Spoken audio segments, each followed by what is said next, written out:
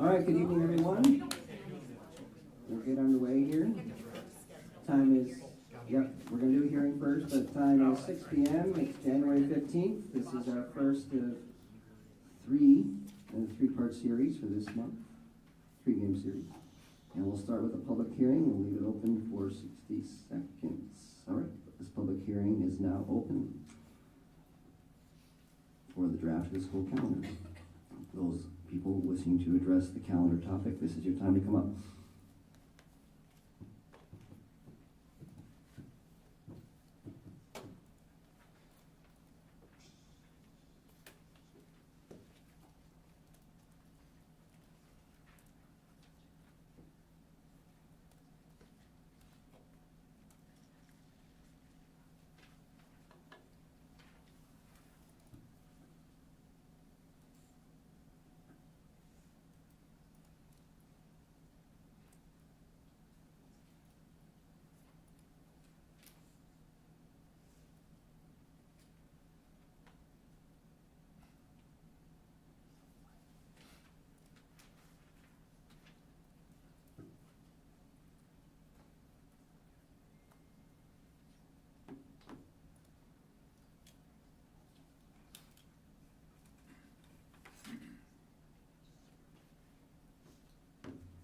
All right, this hearing is now closed. We'll transition to the regular board meeting. We can start with the pledge.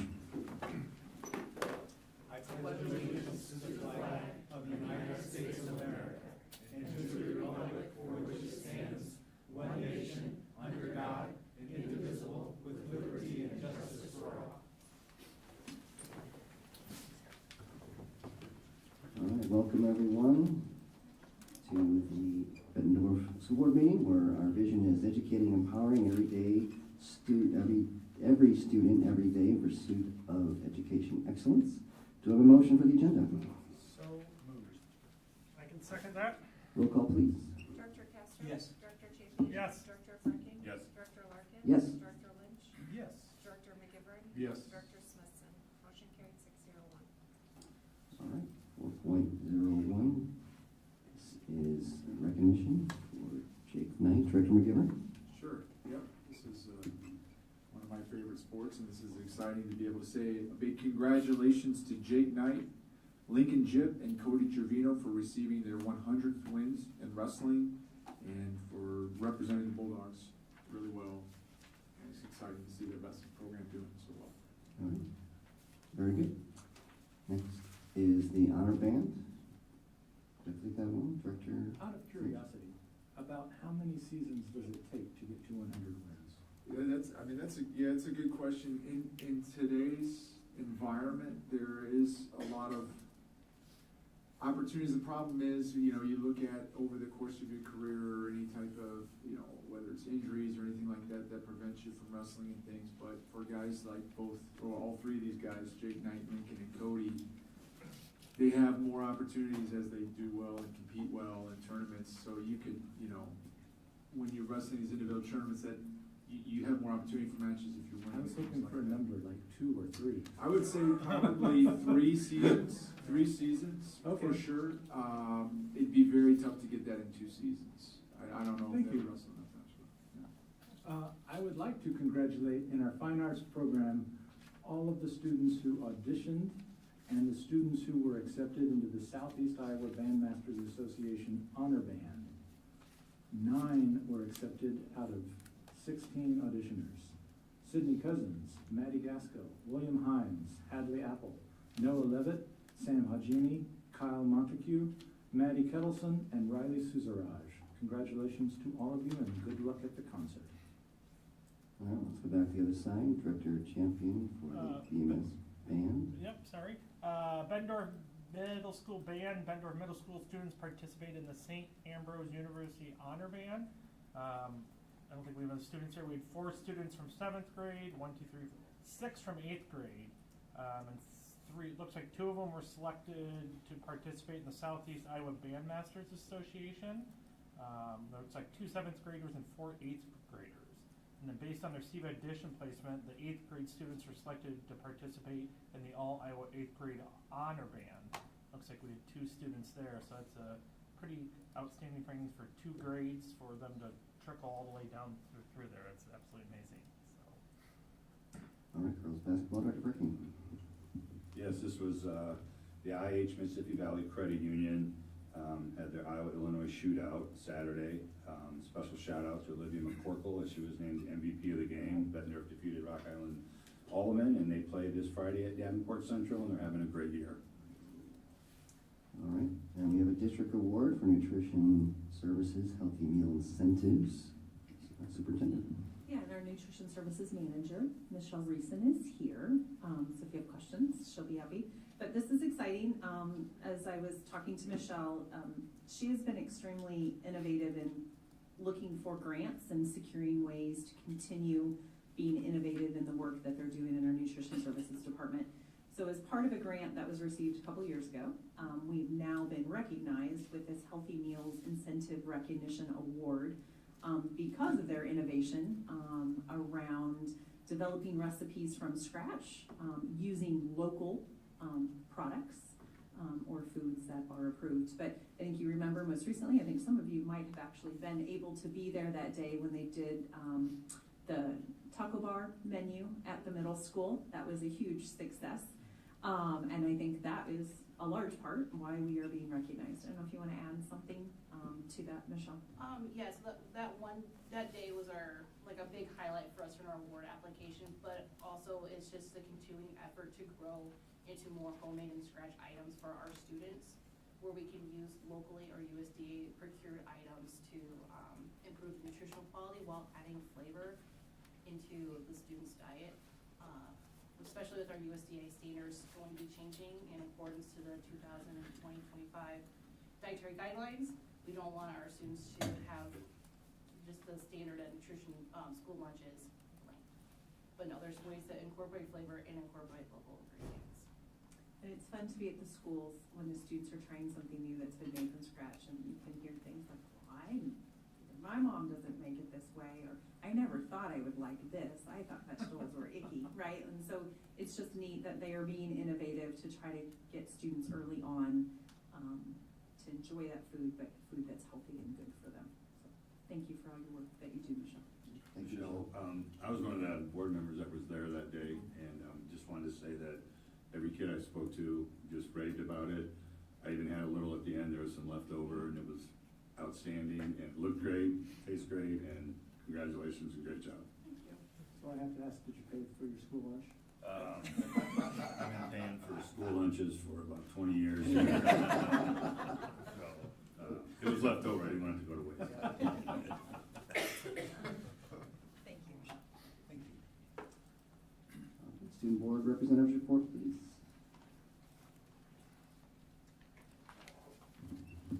Good evening. In this upcoming month, STUCO is diving into a wide variety of activities. We're hosting a dance marathon event in mid-February. It's going to be, we originally had On the 14th, perhaps?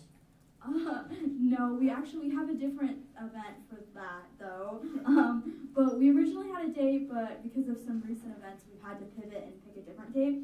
But it will for sure be from 8 p.m. to 12 a.m. in the BHS gym. There will be fun raffle games, music, food, and more. There's supposed to be a popcorn and a cotton candy machine, and like face painting and things that you can just bring everyone to, and you can stay for like an hour or as many as you want, and it'll all be going to Dance Marathon. And then we'll also be doing a Penny Wars competition at the schools throughout the district.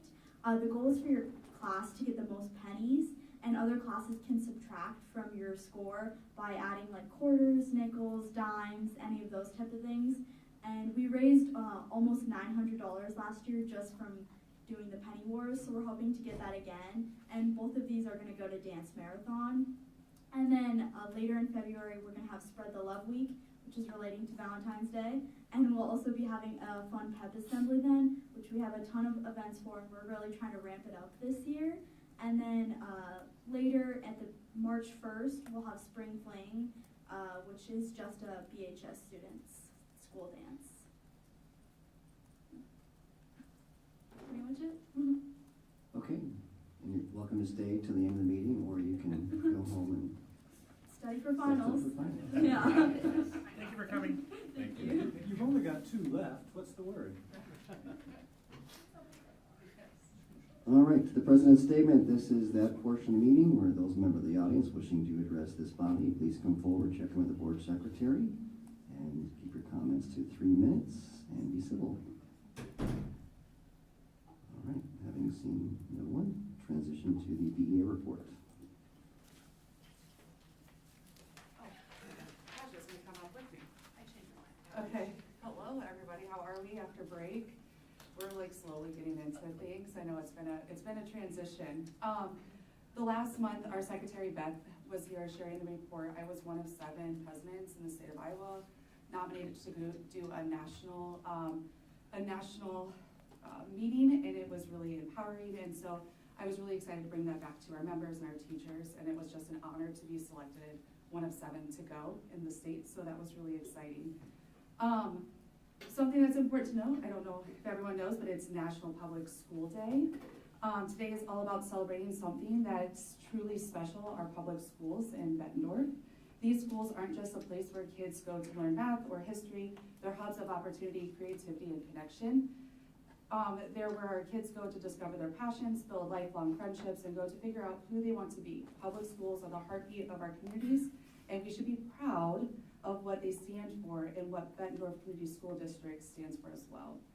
But let's be real, public schools and the people who make them work, our incredible teachers and staff, need more support more than ever.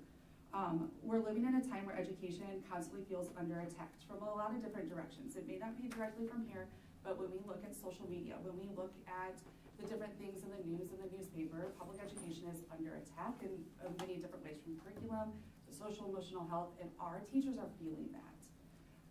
So from political debates and underfunding are what's making it harder for our teachers to do what's best, empowering every child no matter the background to succeed. And yet, our schools and educators keep showing up day after day, giving their full and all the potential they have to every student. But when it comes to funding, our teachers are paying attention. They're looking at every document set by state and at the national level and what we're putting out with our budgets. And so being open and transparent is going to be something that our members are looking for. And so those conversations are going on. It is critical that we stay ahead and proactive with the upcoming legislative sessions as well that opened up just recently. And so knowing what's going on in public education and our response to it as a school district is going to be really important. And that's why we have organizations like the BEA. It's why we're important. We're not just a union, it's a lifeline for our teachers, ensuring that they get fair pay, manageable workloads, and a voice in conversation. And one of the resounding things that we had at our last meeting last Wednesday was when we have teachers coming to board meetings and sharing their concerns up at the podium, for example, last year or throughout this year, they don't feel that it's going very far. I reassure them that we have those conversations, but there are several teachers that have brought and expressed that to us, and they just want to make sure that they're being heard. And again, we tell them, we have communications, we meet with other people, but it's just an overall feeling. And so it's something that it was important that our members wanted me to communicate with you guys today, is that's how they're feeling right now. And so I don't have the opportunity to have a conversation with you guys weekly, and I don't have that same accessibility. I have one time a month where I come and present and I give you guys updates, but my question to you is, what is it that you want to hear from our organization, and what do you want to have communicated? We are really, I'm the voice for the members, our team is the voice for the members, and I need to make sure I'm communicating that with you guys as well. And so our team would appreciate any feedback via email or phone, but we want to make sure that we are answering questions that you guys may have at that level. And I think that's really all I have for tonight. Thanks. Whenever any of our staff go to national conventions and you bring back things, can you just share just 1 or 2 key things you brought back from the national convention for us? Sure. So when I go, and it was for the Western states, so there were 25 states represented there. and then the other states were meeting this past week. When I was there, it was a bunch of leadership conferences and how we can become more engaged in legislative session, bringing legislative back to the schools, and how we can continue to support public education. That's really in our teachers, and advocate how we as leaders can advocate for the rights and responsibilities and the support that the teachers need and deserve. And so it's a bunch of leadership opportunities and engagement that we do. So. That was provided through your. NEA. Yep, no, Thank not you. by our local NEA. Thank you. Yep. One more comment, so to the legislative getting underway, and this is for everybody, that our legislative priorities are on the district website. Yep. And this is the time, particularly on the Education Committee, Senate Chair and House Chair would love to hear from you. Mm-hmm. So And there's please you send guys some have the notes. links on there, so it's a great opportunity for you guys to click that email and email things that you are seeing and thinking and what you're observing in the state of Iowa. Yes. And I think one thing I think that we all as board members are concerned about is what can we do to kind of make your lives easier? Money, taking money off the table for now, but the kinds of things that we can help you be better educators by providing you the things that you need, whether it be whatever. I mean, I think student achievement, up and down the gamut. But I think we all That's a want loaded to. statement, Paul. That's a big question. No, I know, but I mean, just food for thought for your members. Mm-hmm. Just, we all want to know what we can do to make your lives better. And I All think, of us. yes. That should be besides student achievement, that's our other goal, I think. Yeah, and that's at all levels too for any of the staff at this school. But I think just hearing that and then feeling that they can come and have a conversation openly, and I believe that our relationships and our communication is increasingly getting better. I think it's just repairing and building right now, and so it's healing the past and moving forward into the future. And so it's just constant communication is what we're working on, but it's also asking you guys, what do you want to hear from our team? So thank you for the question. Yeah, thanks, Amber. Yeah. All right, next up is the VESA report.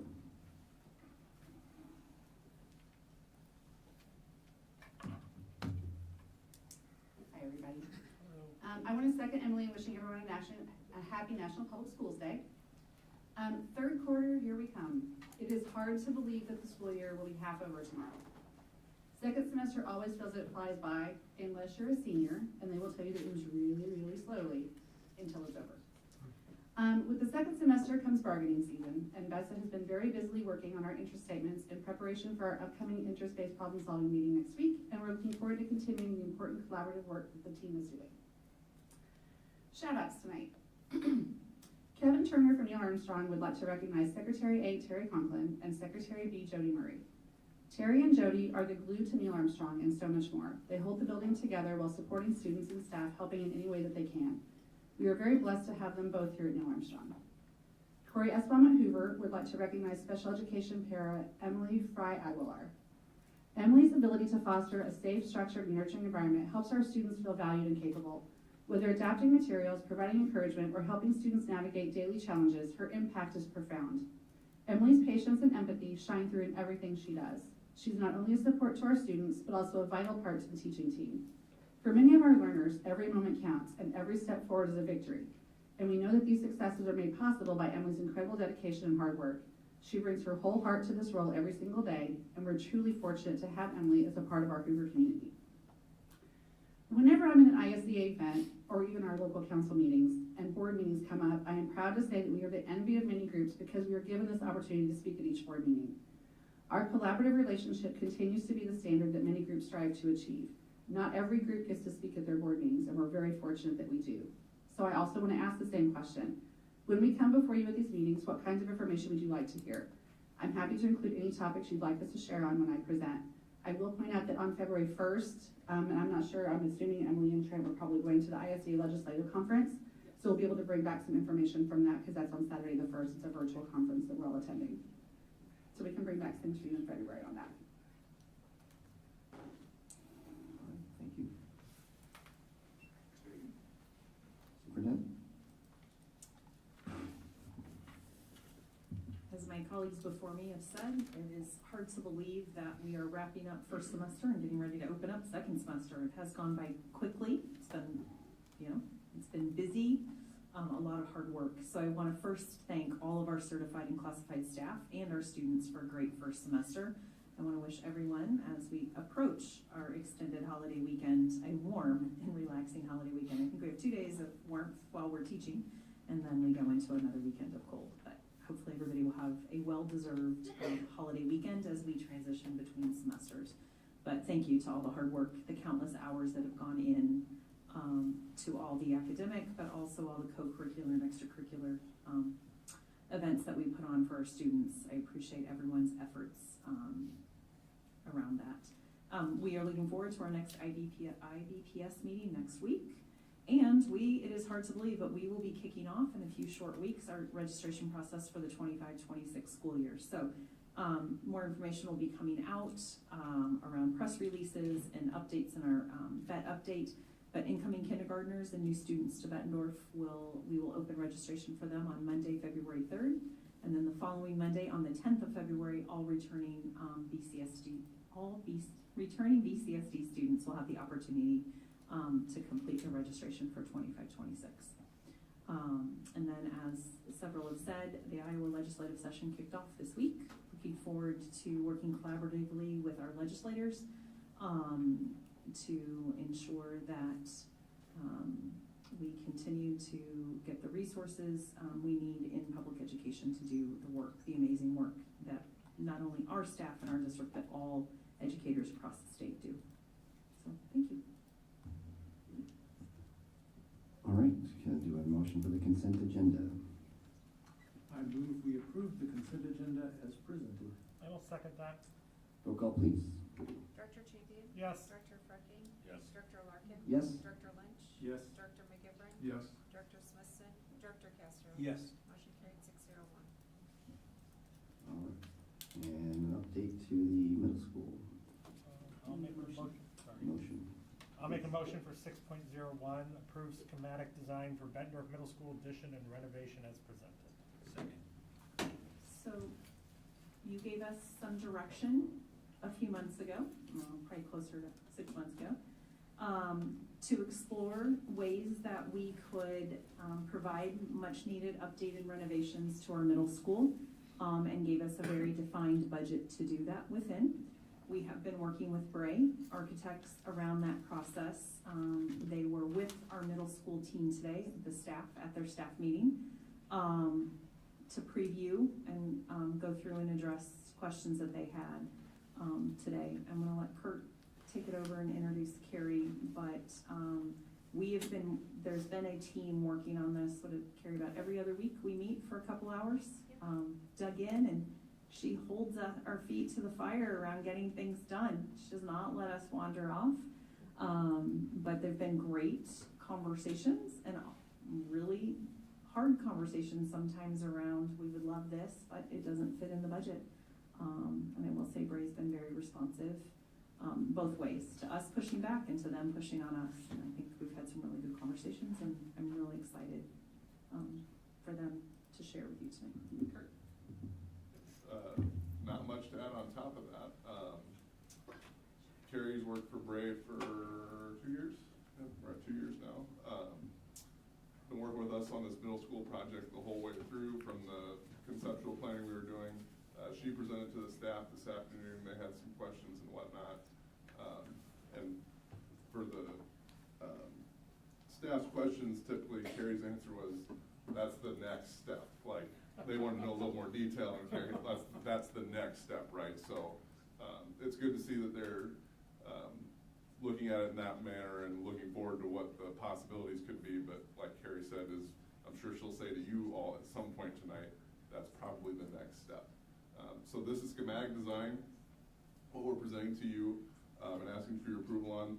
The goal of schematic design within the design process is really just that you have your rooms laid out in the manner that you anticipate them to be, the doors kind of in the spots they're supposed to be, and that's probably the biggest hurdle you try to get, maybe what the outside begins to look like a little bit.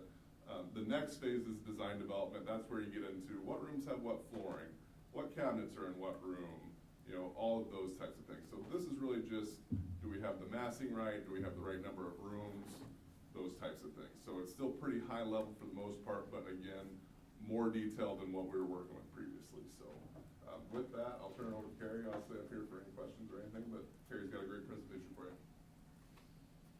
Thanks, Kurt. So with me today is Alejandra. So she's an architect that's been working on it too. So you'll probably see her throughout the process too, because she's at every meeting. So you want to go to the first one. So this is your existing building, and the first thing that we did after we saw you last was try to dig into the history of it. Go back one. Yeah, sorry. No, you're good. Just so excited to get to the new stuff. As you can see, this building has continuously been added onto, renovated, reworked, and so it's just been really interesting for us to try to figure out. It's a little forensic when you're trying to see what did people do and why. That's a nice word for it. Yeah. And of course, as a reminder then, you know, when Kurt first came to us, he said, how do you take the middle out? And so if you want to go to the next one, this is a high level, it's the total plan. We'll get into the phases, but this shows you everything that we're going to demolish. And so each of the colors does represent a phase, but in general, we're doing exactly what we were asked to do and demolishing the majority of the middle of the building.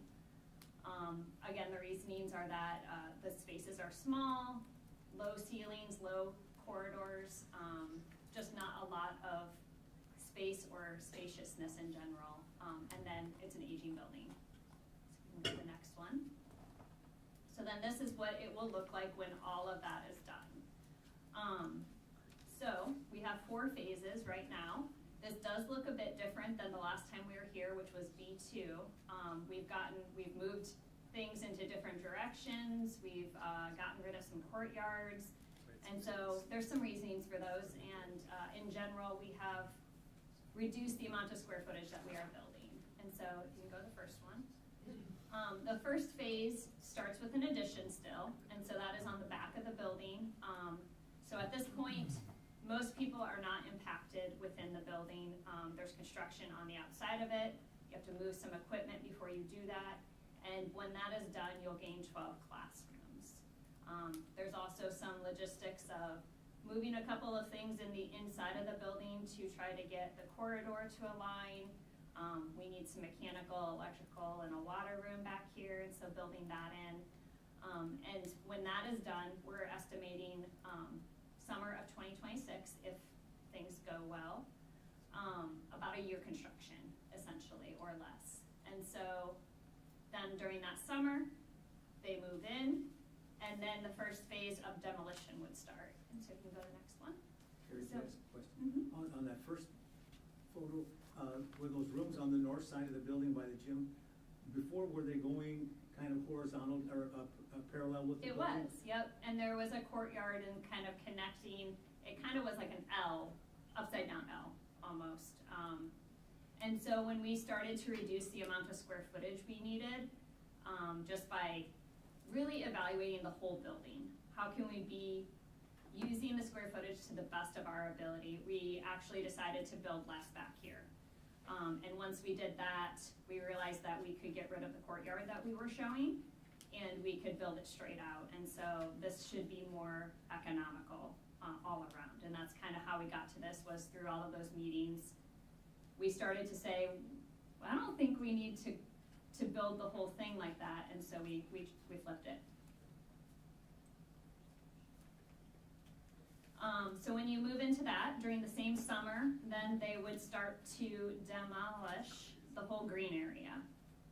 It's a fair amount. It's got 2 hallways. It's the major thoroughway of B Hall and then C Hall. We are keeping the orange parts right now because we need enough classrooms to hold class. And so in a perfect world, if you didn't need all those classrooms, they would want to take all of that. But we need to make sure that you've got enough classrooms. And so those are some of the decisions that we've made in those meetings too, is making sure that we've got enough classrooms at all times. It will always be a little bit of a crunch because people may have to move around or have to, you know, figure some things out, but it's a much more comfortable amount of classrooms than if you took more of it. And so once you take the green area, then they would start construction on B Hall. We're taking C Hall at the same time because you have to be able to get to the middle of the building. And so B Hall becomes a STEAM corridor classroom area. There's 7 of them. We haven't called them out as what they are right now, but they'll be your art classrooms, your family consumer science, your industrial tech. I think there's a web design class. And so all of those type of classes that are spread throughout the building, we're trying to bring them into one corridor and collaborate them together. And so again, we're trying to hit a summer every single time. So as this phase finishes up, they'll also start demolishing the next phase. And so that's the orange, kind of the wing areas on each side of that, so that we can build those back after the green area is done. And so if you want to go to the next one. And so this is again a depart from what we had originally shown you in B2. You can see the dashed lines, but right now we are not connecting that. We're going to leave that open. You could build those classrooms into it in a future phase if you needed them. But right now we're not finding that we need the square footage. Again, as we did the whole building assessment, we're able to save some of that square footage. It would be too many classrooms right now, and so that's how we're shifting around money and resources and possibly getting some of the goals that they're looking for. And again, we're still using the same amount of classrooms that we presented in B2, so you don't lose additional classrooms. You're losing 4 to 5 total, which is what we presented previously also. Terry, and that whole open area there with the dotted lines, that's gonna just be open area? Yep, grass or potentially some concrete too. It just depends on what it ends up being, but it won't be an enclosed courtyard, which was one of the things that we were trying to, in the conversations, get rid of. They're not terrible, but you have to maintain them, you have to make sure people don't get into them. It creates more of a conundrum than open area. And so in this phase, it moves around a couple things. You get, the nurse moves down to the office area. You get an additional life skills classroom up here, and then classrooms on each side of it that connect to the 2 areas. This is the only corridor that we are not connecting back together that was previously connected. And so again, this finishes on a summer, trying to do the heaviest lifting during the summer timeframes. And then again, once that's complete, then you have an excess of classrooms that you do not need. And so all of A Hall classrooms essentially go away. And this is when you start to get into the last parts of it, renovating some of those hallways, the cafeteria. And so if you want to go to the next one, this is the final phase. And so this creates the connection of the A Hall across. It expands the cafeteria and creates a new restroom and also athletic entrance. And it's primarily just hallways and those last big items at the front of the building. And so overall, right now, we're estimating that it would be done sometime in 2029, which is similar to what we presented previously. I do have a question, and I'm guessing. Richard, can you use your microphone, please?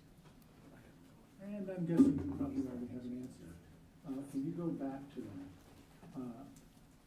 I understand, actually it's very impressive what you've been able to present.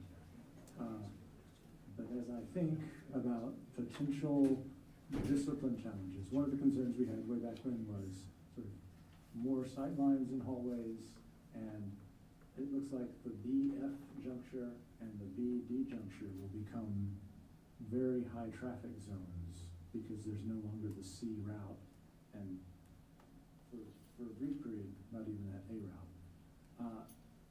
How much are we widening these to accommodate additional traffic, or what are the thoughts you've had about it?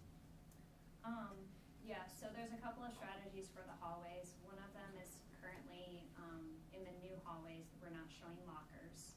And so the time you take out that locker and all of the adjacency of kids getting in and out of them, you gain almost 2 to 3 feet on each side of, On each side, so. by the time people are 4 or 6 getting in and out of lockers, it takes up a fair amount of space. And so B Hall is not necessarily being widened in addition to that, but you're gaining that much space on each side of it because there's no lockers on it. And then D Hall is staying fairly close to it. It's about 14 feet wide right now. A Hall is your narrowest hallway because it is a connector and it's not activated. There's not classrooms off of it, so there's not kids going in and out like this. And so I think that one is between 10 and 12 feet right now. And so if you can see the existing walls on kind of adjacencies, we're widening it a little bit, but not a lot. We're really taking up that space from the hall, the lockers right now. That is widening it in essence. This came up earlier today, lockers. So I think it'll be a prime discussion of, okay, what are we doing if we don't have lockers? Where does the stuff go? How are kids using them? Are they not? And it's an active discussion at middle schools and high schools right now. There are a lot of middle schools not putting them back in. And then there are some that are putting them in and don't know if they're gonna use them. So I think it'll be an ongoing discussion of, you know, did we make the right decision? And this is the time that we're going to vet that out and really try to figure out, if we don't have lockers, what are we doing? And how does it work? And is that a classroom thing or is that on the kid? And how does that work? What is the depth of a locker? They vary. So usually the hallway ones are about 12 inches. And then you have some extra, like sometimes the base sticks out, you know, 12 to 14 inches. So we're basically gaining just approximately 2 feet of width in the hallways in, is that right then? If no one is using the lockers. Doors if people standing blocking. Yeah, up the there's floor, the so- extra space. Yeah. Yeah, that's one of the things. When you start the demo, will you be able to get it done in the summer? How long will the demo take? So what we're seeing right now, and I don't do the demolition, this is all an estimate. You should, that's right. That's fun. I like to swing a good hammer, but I'm not great at it. But we're seeing, you know, for example, the projects going on right now, this should be about 6 to 8 weeks at most of demolition. So the hope is that the district will have June to move everything out, abatement, those type of things, whatever we need to do. Then they would start that in July of each year. And by the time middle of August is happening, that heavy demolition is done. They may still be doing work, but they're not actively plowing it down. That's the intention right now. And so we've got it right now from July to September time of demolition is what we're calling it. Kurt, your thoughts about improvements of traffic issues on this? Well, so Celeste, I don't know which way, I think you need to go up, I think, maybe one more. So one of the things we talked about, this was talked about a lot among our group, because the initial design Bray brought, to be honest, had these 3 classrooms here and had this big courtyard here. And I'm an optimist that eventually we're gonna need those classrooms someday, hopefully. I said, if I gotta add them back, it's on the inside of the courtyard, you just made that hard. Like it's not an ideal location. So then we came to, what if we split it, and so they double loaded the corridor, and we now have this opening. In discussions with Alan, as he's been on the committee and through all the meetings as well, what we kinda liked was we eliminated the racetrack. You only need to be down here if you have a class down here. You have no reason to be down here if you don't need to be. And same thing over here. And so, you know, now our middle school, we've got a ton of racetracks. Kids can just wander. Whereas now, we can kinda have some control points of, well, we know you had to enter here from here. And same thing over here. Like, it gets a little more controlled in that regard. Yes, we are losing another hallway back up to the front, but we're also then essentially, you know, this is one grade level in that orange area. And so you're keeping that grade level potentially this way, and because the STEAM's in the middle, you just have certain amount of kids coming and going from those electives. And so most of the time, they may be in the back of the building. I'd invite all of you, if you have hallway concerns, next time you're in there, look at B halls with nobody in it, because that's what that width is. During a passing period, it's gonna be a little different because like Carrie said, you're gonna have kids in the locker. I mean, think of a kid, you know, with his locker door open, down over trying to get something out of the bottom of his locker. That kid takes up, as Carrie said, 2 to 3 feet of that hallway width, possibly on both sides. And it also creates stationary traffic as people stop to talk. Right. Yeah. And so I encourage you, next time you're in there, just look down B hall without anybody in it if you can sometime, because that's essentially what we have. And I think you'd find you could probably fit 4 people shoulder across pretty easily, especially middle schoolers. Any other floor plan questions or the phasing? Well, the way you asked that question suggests we'll talk about price tags next. I have more to show. I've got a phasing question. We're talking about 4 to 5 year project here. This is more of a Kirk question. Is this one contractor or putting it out multiple times for each phase? How do you ensure consistency between different phases of construction, product?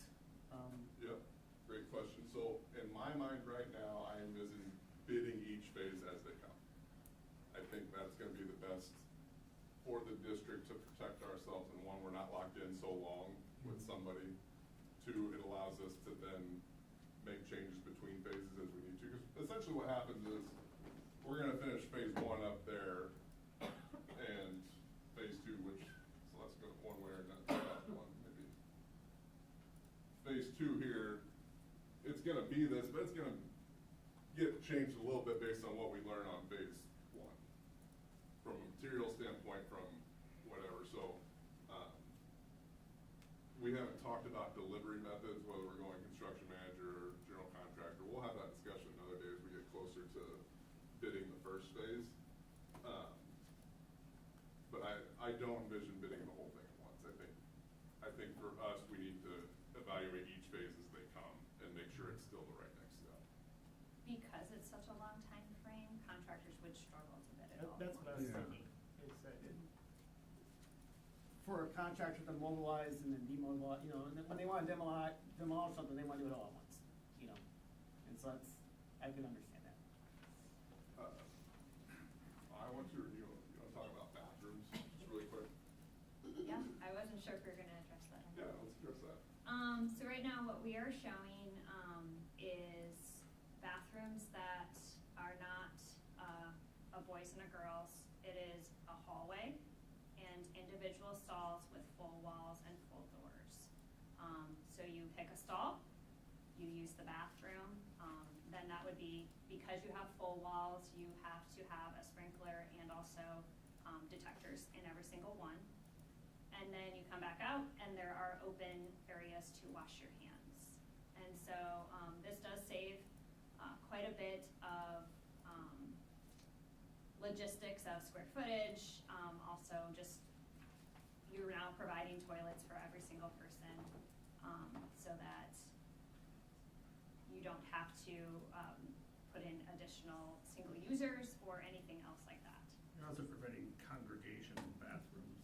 You Yep. can now supervise the hallway that the sinks are in. So we'll have, we'll have a camera that's probably on both ends, so we can see who's gone in and what times and all that stuff.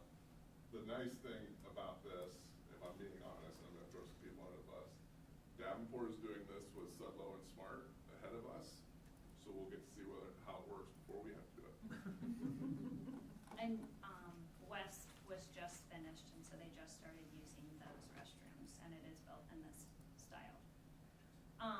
There's also so to give privacy yet, give some continuity so you can see through, some of the end walls end up being like a frosted glass, so that, even when they're washing their hands, you can at least see if there's people in there. so that there's kind of a transparency, if you wanna call it that. Courtyard, what's the plans for that? Which one? The big one, in the middle. Up top? Yeah. I think you have to go down. It's the end product, right, Kevin? What's that? The big one that's created. Yeah, yeah. Yep, so, Alan is very excited about this because he would like, I wish you were here because he put it more eloquently than I would. He's excited about kids being able to go outside in a controlled area for lunch. This will not be a lot of greenery if the budget will allow it to be, because, I mean, you know as anybody else, that the maintenance of that just becomes a nightmare, trying to get a piece of equipment in there or whatever to take care of it, so. He's really looking forward to the opportunity that when the weather is good, that kids can funnel out here, work a little energy off, get some sunlight. I think that's healthy for them at that point. And the nice thing about this is there's not that many classrooms that are butting up to it. And so it shouldn't be a huge distraction.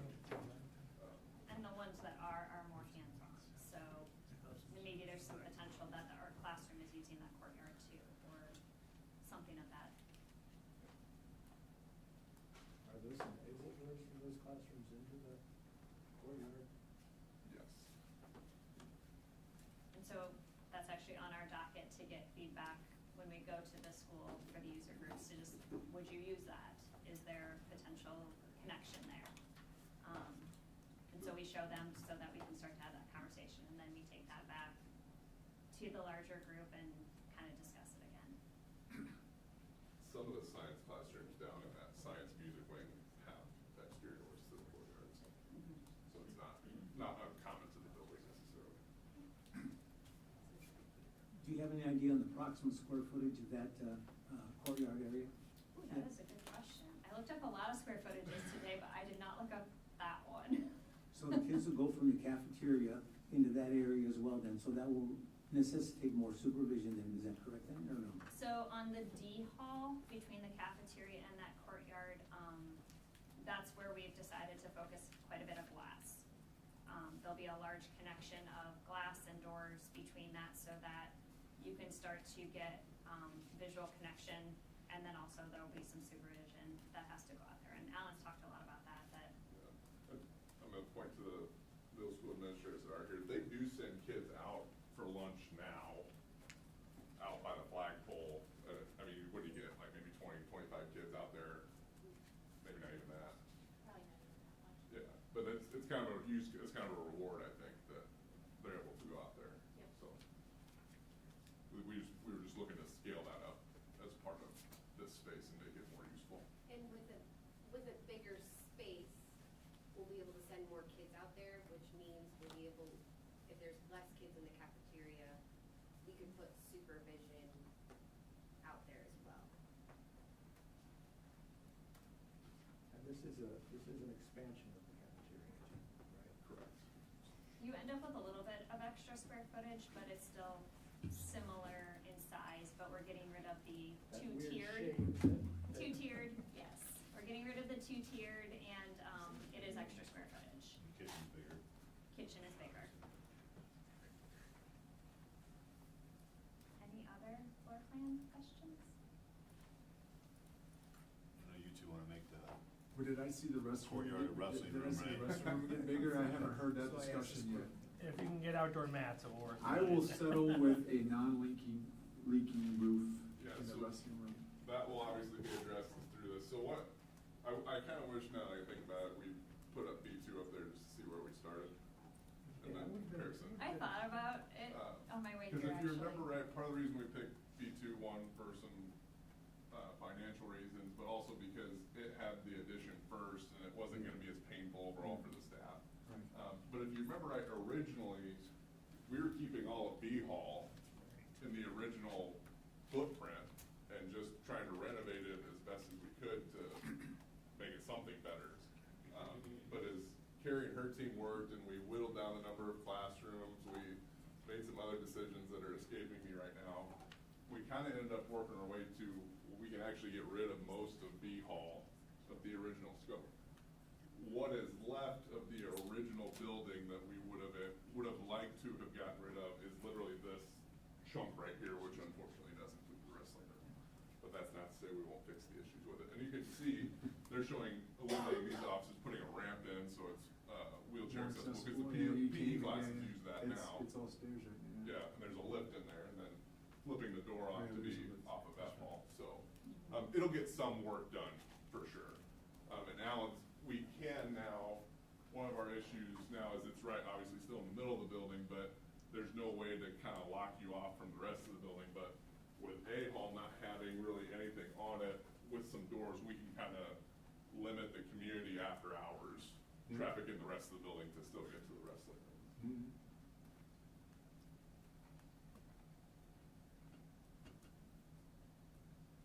Alright, do you want to go down to the, so phase one, we did some exterior concepts, and so this is on the northeast end of the building. You do see it from Spruce Hills Drive, but it's kind of in the distance, so you want it to look intentional to fit into the building. You have currently 5 different types of brick on the whole building. That's all? You have 4 to 5 different metal panels, and all of them are different. And so it was a bit of a challenge to try to figure out, okay, this is the time that you figure out what do we want to carry forward. And so we gave a variety of brick options and color schemes, and the team liked continuing with what we're calling a blonde brick. So it's a lighter, little bit of a grayish, beige type of brick. We'll have samples of it soon. And then carrying through the existing brick detailing, so you can see that there's some little reveals, there's soldier coursing, and then trying to give it some contrast by adding the metal panels and the little bit of an entrance there. We didn't want to overdo this elevation because we don't want people to think it's a primary entrance, but we want to call attention to the fact that you're doing work, you're improving things, and give it a little bit of prominence here. So if you go to here. Okay, what is, the upgrade on the square footage of those classrooms there, what is the square footage on those rooms? On the classrooms? Yes. All of the new general education classrooms are 900 square feet. Great. Any of the specialty ones, like the STEAM or the science, are closer to 1,200 square feet. So then this gives you a glimpse between the gymnasium and the new addition. There's this kind of, that's a hall connection piece. And so just again, offsetting it with some metal panels or a little bit darker material that we're hoping can tie it all together, because you've got beiges, grays, browns, a whole variety of things. And so this is really that time frame to just try to tie it all together and make it look intentional again. And then this gives you a little bit more close-up of, some of that detailing that we're trying to pull across, which you have. The windows are very similar to the work that's been done on the building. You have soldier coursing where you go with the brick detailing, and so we're just trying to pull a lot of that through to make it more consistent. And then the cost factor. So the last time that we came to you, B2, that was at the 33.59, and we're very similar. We've gone up and down. We've gone all the way back up to 36. And then again, started to pull back, and so we've been at this for the last couple of months, right under 34 million.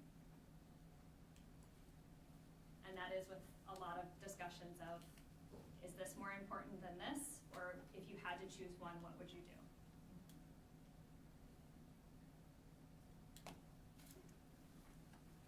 Speaking of bricks, et cetera, do you anticipate the cost of materials coming down, projected maybe like beyond the first year or two, with a lot of things changing on January 20th, new economy outlook and things like that? Do you anticipate there might be a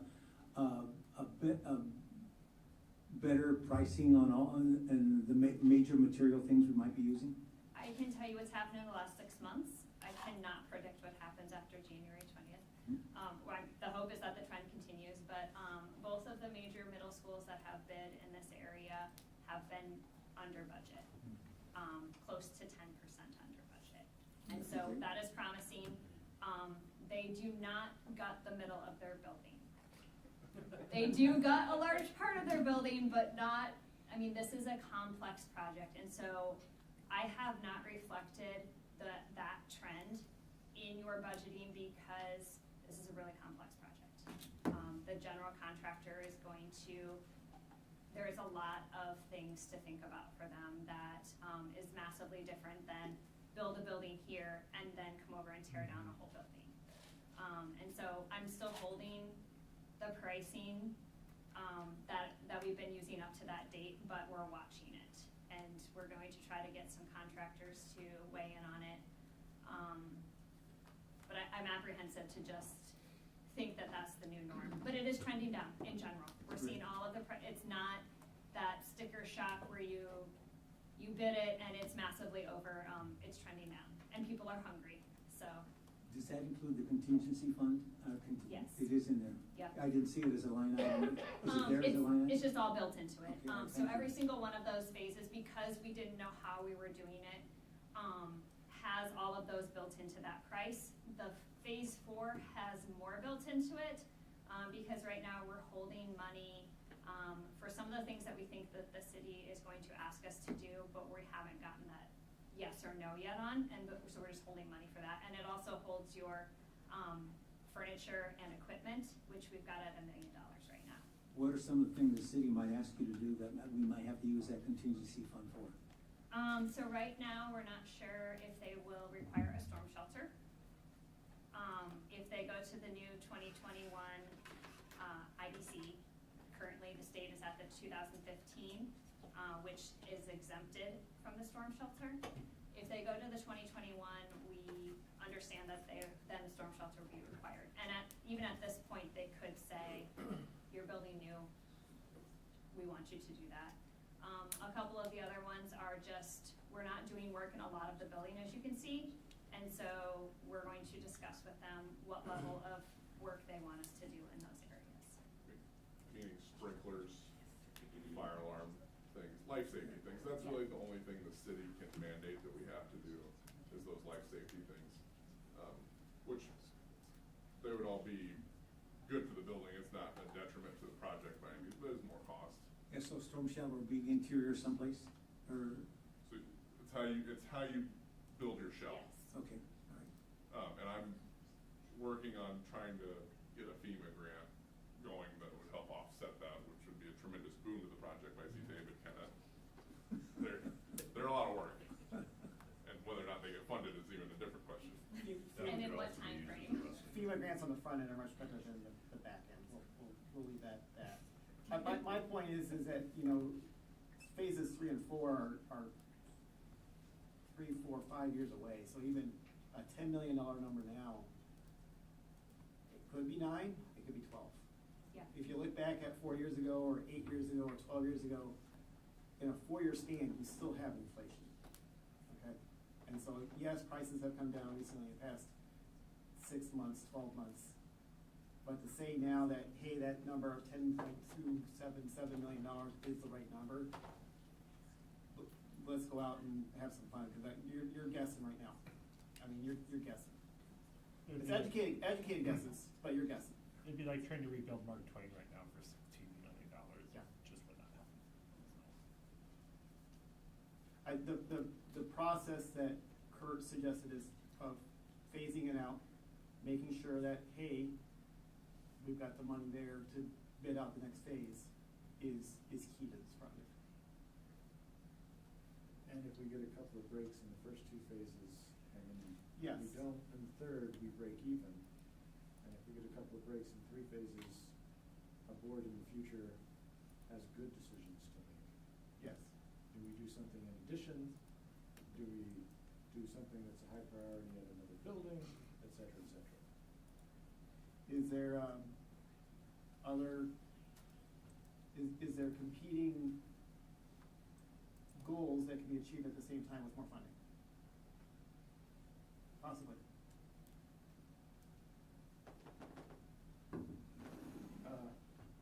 So you gave me the price tag I was asking for. I'm impressed that the number stays essentially constant. need a quick refresher for me is, how do the bonding and save and pedal options fit together to get us there in the time frame? Richard, those are very good questions. Could you ask in the microphone, please, so that's a matter of the record? so I think we're gonna address those in the budget workshop, right? Yeah. Well, then I will ask my questions at a later date, basically about funding streams to get to that number. Question. When they do construction on schools, and maybe this is just a really stupid question, can they bring guys into work second shift and weekends as opposed to being there during the day and all the, it costs more, yeah, a lot more, okay. All right. Anything's possible with the right amount of money. Yeah, well, it's, helping out school, noise. There are a lot of contractors in this area, though, that are very well versed in school construction and take it very seriously. So will there still be some disruption? Of course, but they're very aware of the requirements of working at a school and on-site and being good stewards, so. Carrie worked on Mid-City High on the architectural side many, many years ago. And if you're not familiar with that building, it was an old hospital, about 3 floors of an old hospital that was gutted and turned into a high school over a summer. I think at times they were 3 shifts the whole summer, but 2 for sure the whole summer. And Davenport paid for that, but they had to have the building. From the time they bought/leased it to August, and that was the turnaround they had. And it can be done, but no one recommends it. You only do that if you desperately need it. All right, so 16 months, if we need to have a special meeting to move administration along, we'll do that. But let's not miss that, okay? So as soon as the kids are done that day, excavators are rolling in, demo crew the next day after. The excavator can be there Beforehand, yeah, like everything's staged beforehand. Break ground and everyone leaves. Yeah. Actually, quick and dirty, what is the future timeline for the next 1 or 2 or 3 steps? So the next step is design development. So we contracted with Braid to do design development for the whole shebang. Then we'll negotiate a contract with them or whoever for just construction documents of that first phase.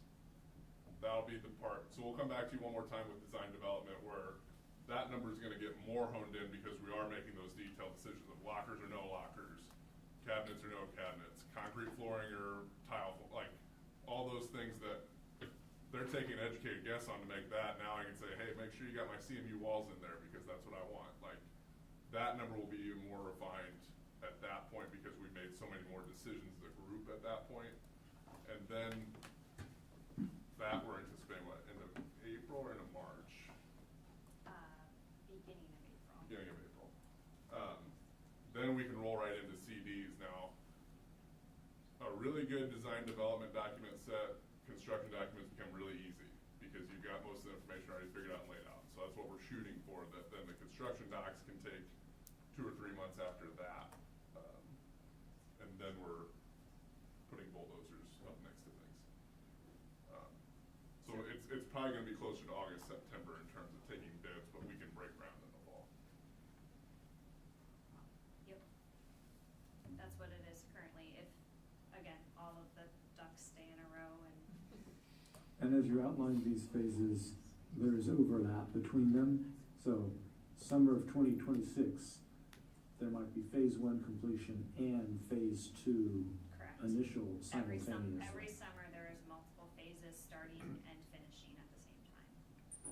I don't know who the genius is that's gonna figure out the mechanical systems, but Godspeed at this point. The beauty is in that first phase, That we're gonna sounds have so a great. large, nice new boiler room. This is That's exciting. gonna be able to backfeed The when we rest tear of- down the old one. There's That's a mechanical, electrical, and a new water room, I so just that. can't even imagine separating that place, so. All right, well, my expectation is that you are never waiting on anything from this body. We can get 4 of us together pretty easily if we need to get something done, all right? So, anything else? Do we need a vote for this? We need a vote. We need a vote, okay. All right, I'm asking, right? Yes, we do. Okay. So we already had the motion and a second, so roll call, please. Director Frecky? Yes. Director Larkin? Yes. Director Lynch? Yes. Director Absolutely. Director Champion? Yes. Motion carried 601. Thank you all. Thank you, Terry. Thank Thank you. you for everybody. Thanks. Thanks, Carrie. Carrie, thank you. All right, school calendar. Motion, please. I move we approve the 2025-2026 calendar as presented. Second? Any discussion? No. Nice work. Yeah, Thank you. that's what I was gonna say. Thank you. All right, roll call, please. Director Larkin? Yes. Director Lynch? Yes. Director McGivern? Yes. Director Smithson? Director Castro? Yes. Director Champion? Yes. Director Franklin? Yes. Motion carried 601. All right, November financials. I'll make a motion, we approve November 2024 financials as presented. I'll second that. Oh, Did you get a chance to get a drink of water? Very natural. I did, I'm a little parched. Oh, that's good. Celeste, you wanna open the second one there? Nothing significant to note other than it looks like, well, not looks like, it did happen. Expenditures outweighed revenues, but, November was a 3 paycheck month this year. And so it looks like we spent more in most all line items there in the expenditures, but again, that's because we paid people 3 times this month instead of just 2. You gotta fix that. Pay him 4 times next time. Okay. I don't wanna, yeah, okay, moving on. Other than that, it was a pretty standard month across all funds, nothing, different significance to note. All right. Were you gonna talk about the notes sheet? I can if you want, but I just kind of verbalized it. Well, you've got all these lovely things. I thought you were gonna go through and start defining some things for us. Well, I kept that on there from last month, just as you, so you can start to kind of build your memory of, what the different line items break out for within the report.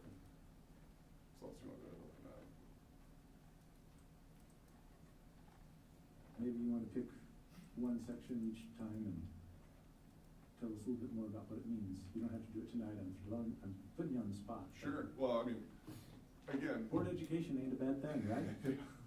I mean, 80% of our expenditures are salaries and benefits, right? So that's really, when you think of that, that's what a lot of, especially those upper things are. That's all just salary and expenditure, salary and benefits broken out into different categories.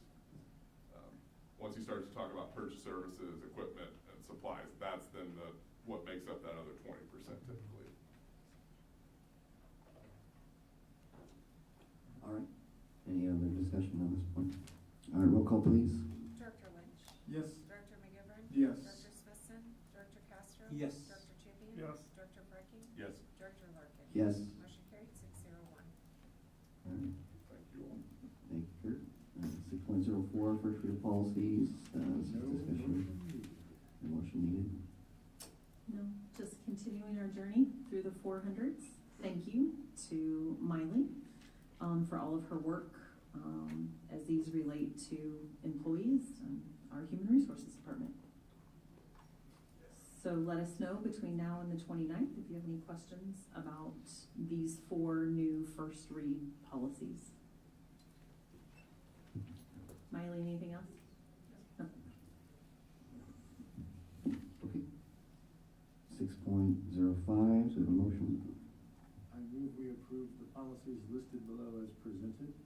I appreciate that the policies approved at our last meeting are being brought back out of an abundance of caution. All right. You need a second for that? I'll second. Second, you. Roll call, please. Director McGivern? Yes. Director Smithson? Director Castro? Yes. Director Champion? Yes. Director Franklin? Yes. Director Larkin? Yes. Director Lynch? Yes. Motion carried 601. All right. Calendar dates. I think we could fit a few more in there, actually. Have enough. Well, we thought we'd meet Wednesdays and then Thursdays all next year. What do you All right. think? You wanna come 2 City times? council meets 2 nights in a row. They Sure, do. we can do it. Yeah.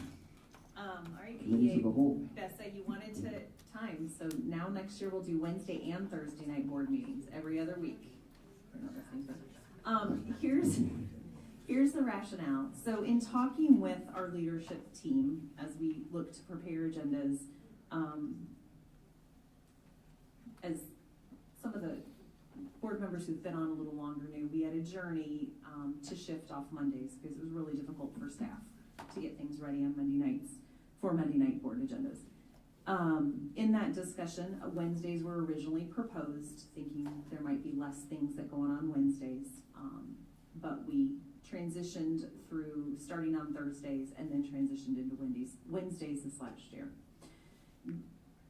As with all things, you learn a lot, and as we reflected as a leadership team to bring these proposed dates, Thursdays really from a district functioning standpoint, from getting things ready to making sure we have everything ready for you all, Thursdays seem to have functioned better for administration.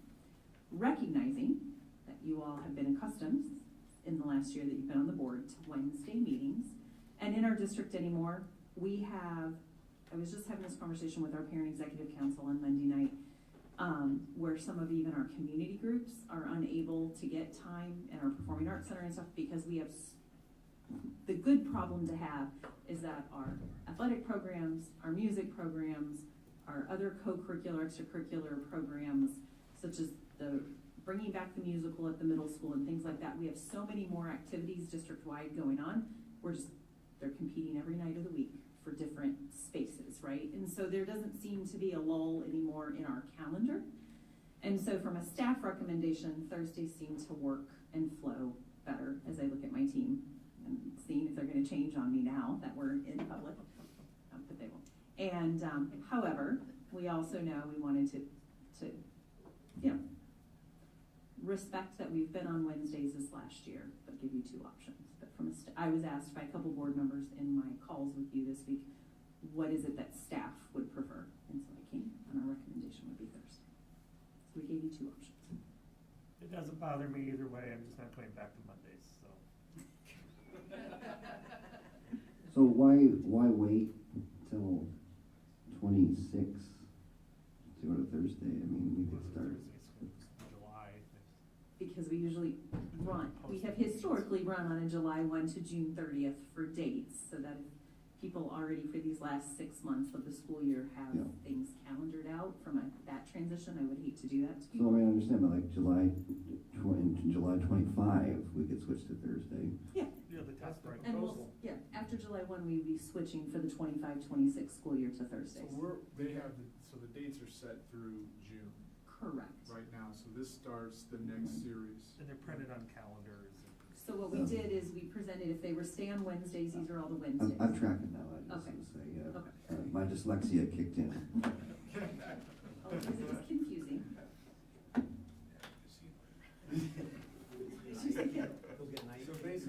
So basically, if I'm hearing you, you're asking us, is Thursday okay? And if yes, you'll bring a Thursdays only, starting in July 25.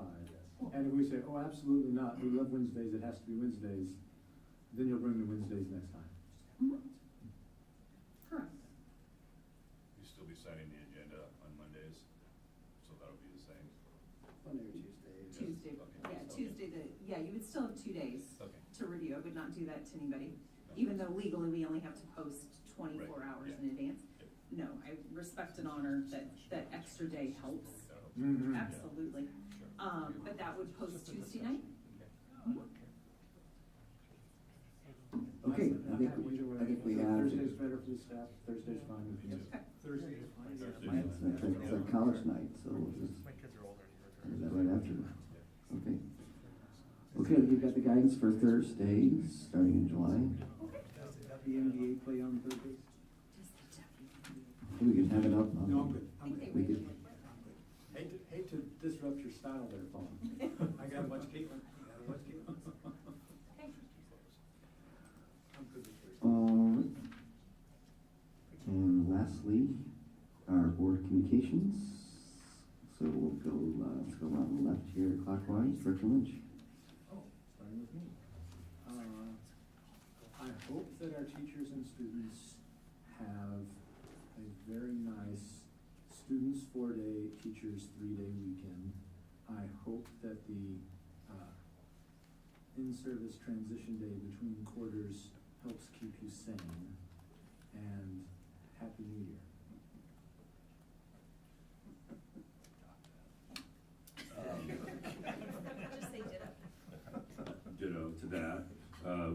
visit Neil Armstrong Friday, and I just want to shout out to their staff there. They were excellent, very positive. Kids were very well behaved, and an extra shout out to the secretaries, lunch staff, and the janitors. They had a little snow that morning, and they were working so hard to make sure everything was clean, dry. The school looked awesome, and you couldn't tell that kids were running in and out with wet boots and shoes and whatnot. And to all the high school kids watching, good luck with your finals tomorrow. Thank you. I will pass. Okay. Yep, no, just ditto all the good stuff. And then just a little extra shout out, we talked about the wrestling room, but there's a big senior night wrestling dual meet tomorrow night, the boys and girls at Assumption, so I just encourage if everybody gets a chance to go check that out. That'd be a great event, go show some school spirit, cheer on our wrestlers. Right. What's that? Yeah, I know. I believe they're doing senior night and they have a more night tomorrow night.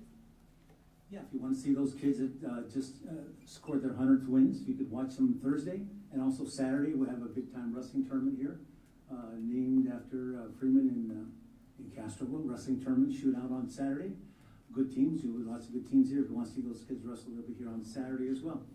Secondly, in a recent Quad City Times article, there was an article about Matt Drinkle, a Bettendorf graduate that is now head coach at Central Michigan University. Coached at Army for several years, I think 4 or 5 at West Point, so he's well-credentialed graduate of Bettendorf High School. Matt, when he graduated, went to the University of Iowa, and his career was cut short by injuries. But in the article, Matt talked about his ties to Bettendorf and the good times and the great people he met and that coached him in Bettendorf. And one young man that was singled out for the influences that he had on Matt Drinkle was Kevin Frecking. Talked to how he steered him during some hard times in his life and turned him into from the young boy to the young man that he is, set him on the right track. So Coach Frecking, that's just one example of the multiple kids that he's done that with. Has turned young boys, young girls into young men and women in 31 years. So Coach Frecking, that's quite a deal for you to be mentioned like that for a guy that's big time coaching and still remembers what you did for him in high school. I want to update the board on the Des Moines legislature is underway. I have sent our legislative priorities, refreshed our local people on what those are. I've also contacted the chair, vice chair, and ranking members of the Senate and House Education Committee and let them know what we're thinking about. And so when I'm at IASB Day on the Hill, I will be having my list and ensuring that they are putting my face with an email. I'm the person that sent this to you. Nice to meet you. How's it going? I also discovered we have some people from West Davenport area that are also on the education committee, so more of a local flavor, and I'll be sending them a note as well. So that is underway. That was all I had. Thank you, Patrick. All right, thank you. Upcoming calendar items. We'll see you guys here next week. We'll hear more from Kurt. And so if you guys have any questions about the budget, send those in advance so they can be prepared for that. I'm sorry, is that what, 22nd is? The 22nd is the... Strategic communication. Okay. Oh, I'm sorry, the budget was February. Yes, I'm mixed up here. He's so excited, he can't wait. Yeah. So, yes, Kurt, you're off the hook till February. And then next week is the ISB is going to be here. Yep, all right. Okay, ready? Motion to adjourn? So moved. All right.